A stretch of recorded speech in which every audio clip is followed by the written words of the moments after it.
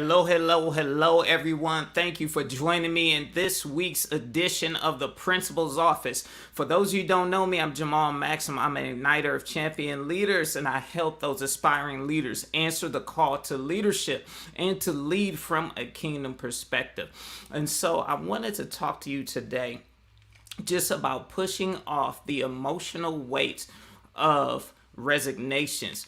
You guys know that, especially in the field of education where I primarily serve, you know that people are resigning. We've heard of the great resignation. We heard of hashtag teacher quit, hashtag watch me leave, and if you've been tracking with me, I've quoted various statistics and studies that just were released about the high percentage of educators who are leaving the field. Teachers, superintendents, principals, a lot of them.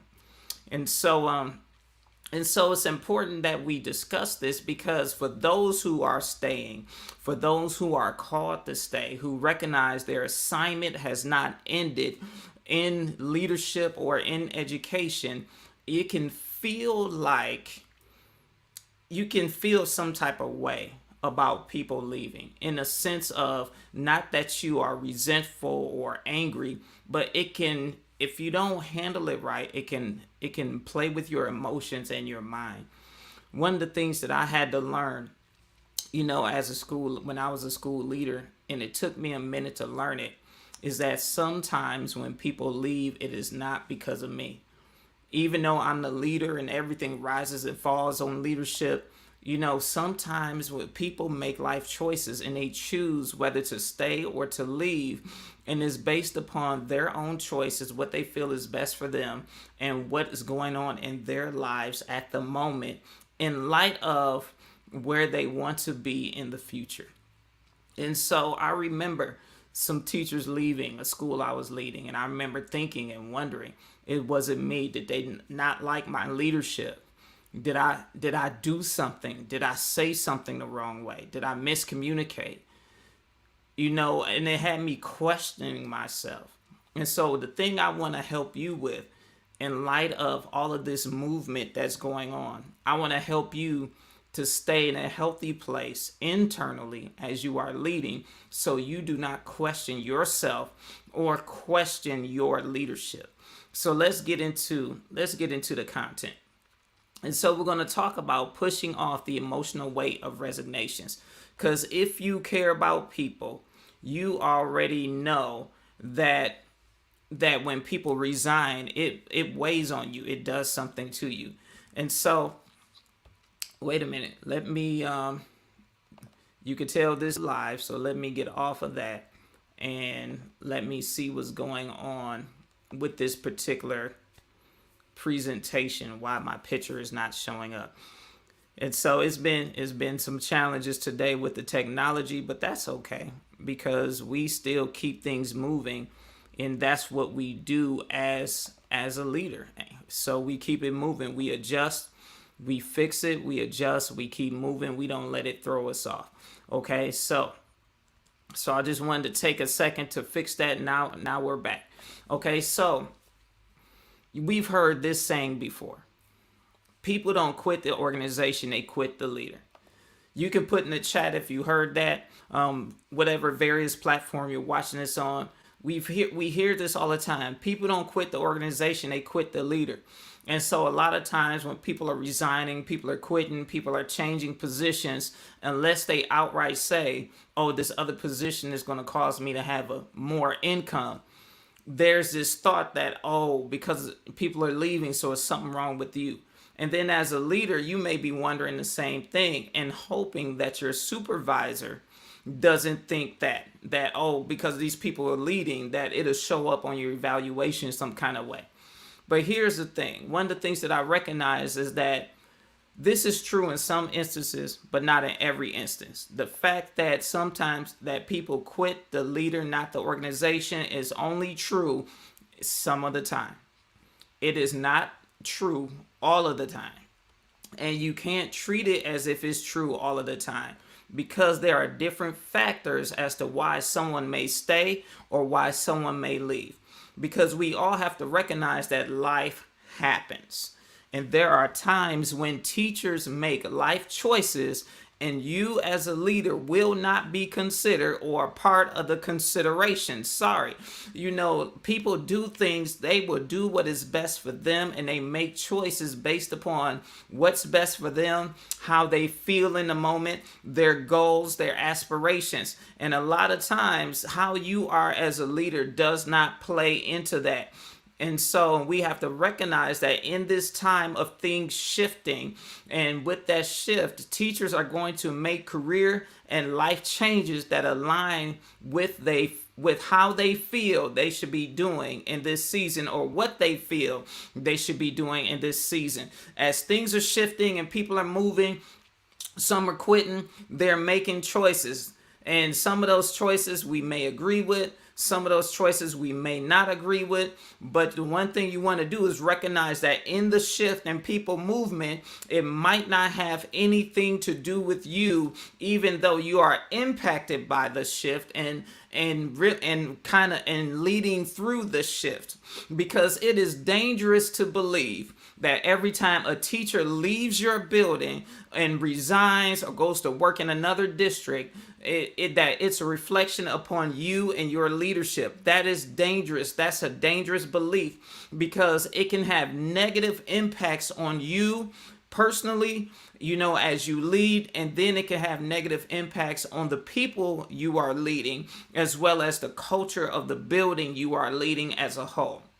So it's important as a new leader and as an aspiring leader in schools that you really understand this, and don't take a long time to get this understanding like it did for me. Because there's a lot of wasted time in between trying to process and check yourself and read enough books and listen to another podcast to try to improve something in your skill set that might not even need improving.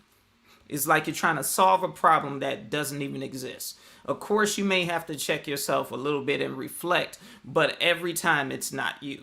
And it's okay to recognize that it's not you. Because here's the thing. A loss of confidence in you and your ability to lead can occur when you think every time somebody leaves it's your fault. And if you lose confidence in you, those whom you lead will also lose confidence in you. Because if you don't carry yourself confidently, then those who are following you will be uncertain about you as well. And the other dangers that come with taking on that kind of blame and that kind of emotional weight is sadness, hopelessness, and insecurity. Nobody wants to follow or will follow a leader that's operating from sadness, that's hopeless, or insecure.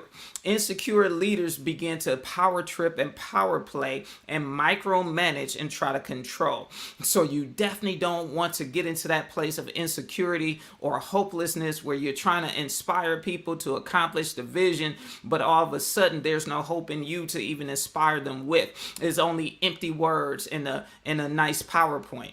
So you don't want to get trapped into that game or under that weight. And so one of the things I had to really learn as a leader is this. I had to learn to care for people intensely, but hold them loosely. I'll say it again.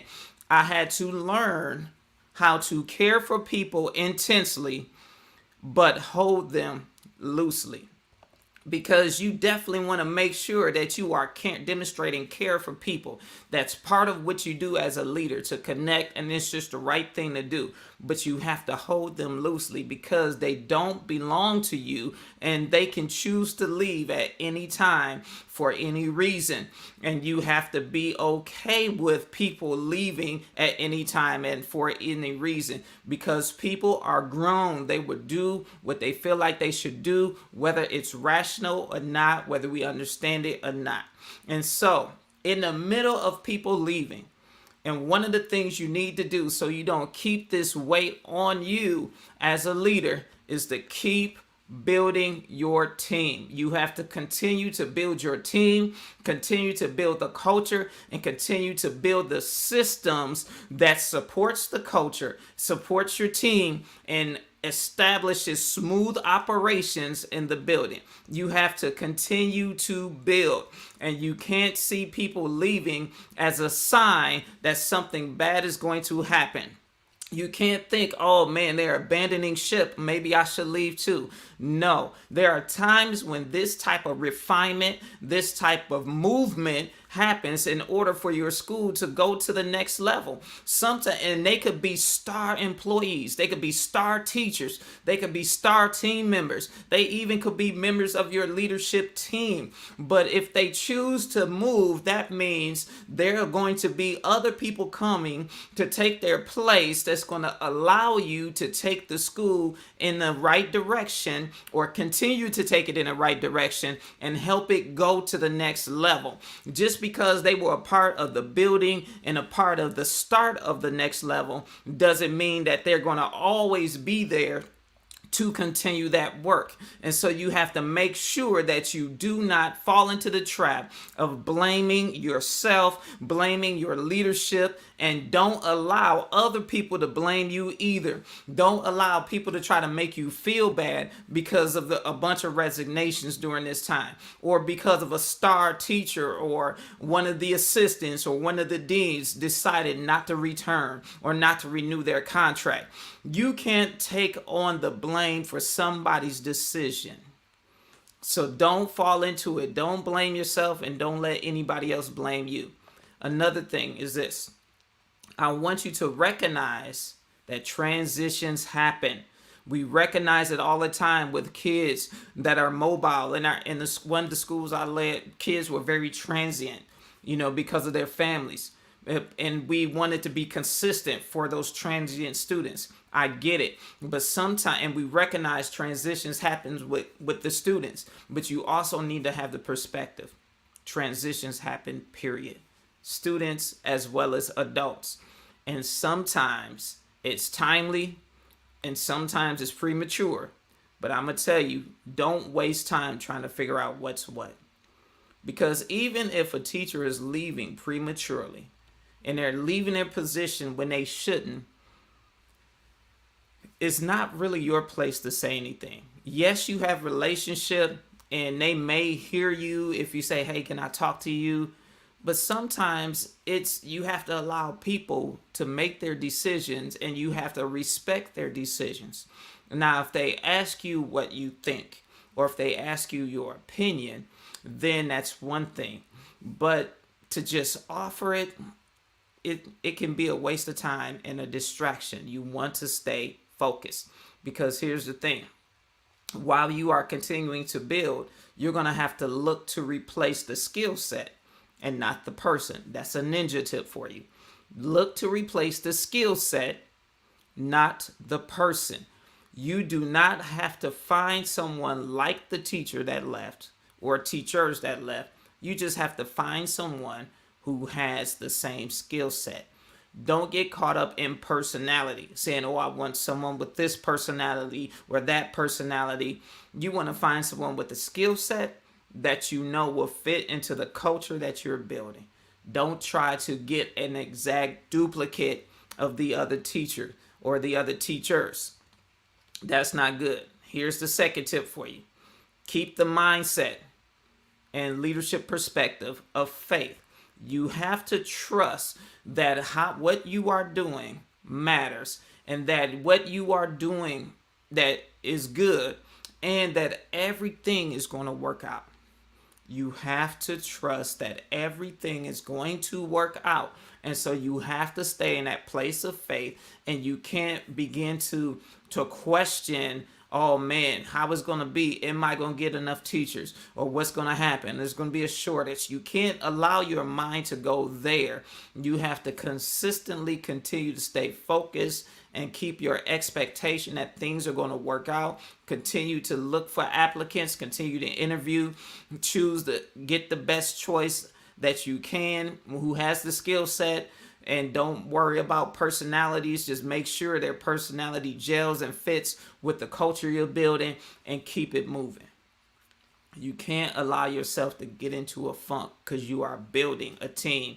And sometimes team members get traded, just like in sports. Sometimes team members leave. I remember several years ago in basketball when LeBron James played for Cleveland, and he made the announcement about how he was going to take his talents to South Beach. So then he went to Miami. After a couple years, he came back to Cleveland. And then after a couple years, he went to LA, where he's playing right now at the time of this recording. And so, as great as a player he is, I'm sure those coaches, those managers felt like, man, is there something I could have done to make him stay? Sometimes there is nothing you can do or say to get someone to stay, and you have to recognize that that's just part of the part that just comes with the territory. And it could be part of the refining process for your building. So don't worry about that. You have to keep that mindset and leadership perspective of faith. Because remember, I always say this: hope-based leadership is solutions oriented. You have to focus on the solution. It aligns positive expectations with strategy, executable actions, and words. You want to stay focused on the solution. Keep your expectations positive. Keep your strategy for recruiting and viewing. Keep that strategy working. Execute it. And then keep your words positive and in alignment with your strategy and your expectation. And so I just wanted to share that today because I wanted to just really talk to you about really what's going on. Because if you are staying in your position, it can be challenging as you are seeing a bunch of people leave and you're trying to build your team. Because some of the people leaving could be star teachers. Some of the people leaving could be people that you're close to, have built relationship with. And there could be a sense of sadness, as they're leaving. There could be some rejection, because of them leaving. And you don't want to allow any of those feelings as you process them to really take root in you or cause you not to lead or to cause you to small who you are or shrink who you are as a leader because of someone else's decision. Remember, people quit the leader, not the organization, only some of the time. Not every occasion has something to do with you. And so you have to remember, every time is not your fault. Even though everything rises and falls on leadership, because you're responsible for problems that you didn't create, but you also can recognize this. You don't have to accept the blame for problems that you didn't create, but are responsible for solving. I'll say it again. You do not have to accept the blame for problems that you did not create, but have a responsibility to solve. I hope that freed you a little bit today.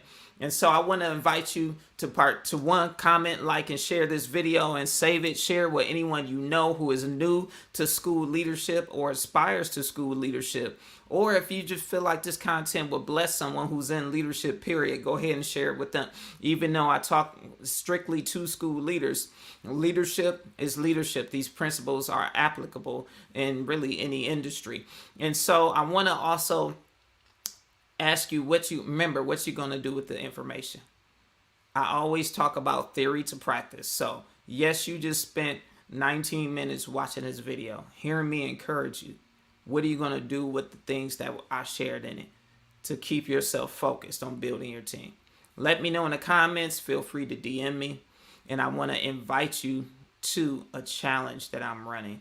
This next challenge, you guys know I like to run challenges. This next challenge is going to start on May 2nd. It's for all of my new leaders in education who have a kingdom focus. It's called the Kingdom Educators 5-Day Igniter Challenge. It begins Monday, May 2nd. You can register at jamalmaxim.org/kingdomedu. During those 5 days, we're going to talk about what it means to ignite hope and ignite change in the school system, because a lot of the problems that we are facing in schools today, I am confident that God has a solution for all of them. And so this challenge is going to be about how we can implement God's solution in a way that is not religious, but reflects the kingdom. And so It's a whole new spin and a whole new perspective to the Igniter Challenge. And so you definitely want to be a part of it so you can live your faith, get God's solution in education, in your school, and in your school building. Because people can chase their tails and run around in circles for a long time trying to figure out the answer when all it takes is someone who can hear God, get the answer from Him, and implement it. So, again, register at jamalmaxon.org/kingdom edu for the 5-day Igniter Challenge for Kingdom focused educators. And also, I want to share one more thing. And normally I only do one invitation, but I have to do this second one because my mentor and friend and pastor, John W. Stevenson, he is releasing his ebook next week, April 27th, 2022. This book is called Same Faith, Same God, Living in the Realm of Ridiculous Faith. It's going to be available on Amazon next Wednesday, so you definitely want to make sure that you download it from Amazon. The ebook is available and is being released next Wednesday, April 27th, 2022. Now, I had an opportunity to read this book before the release, and I'm telling you, it will bless you. It will encourage you because he is sharing over 20 years of experience of walking in faith as he walks out doing what he's doing as a leader. And so for those of you who are kingdom educators, kingdom educational leaders, you definitely want to get this book because you will be challenged and invited to live in a place of ridiculous faith as you lead your school.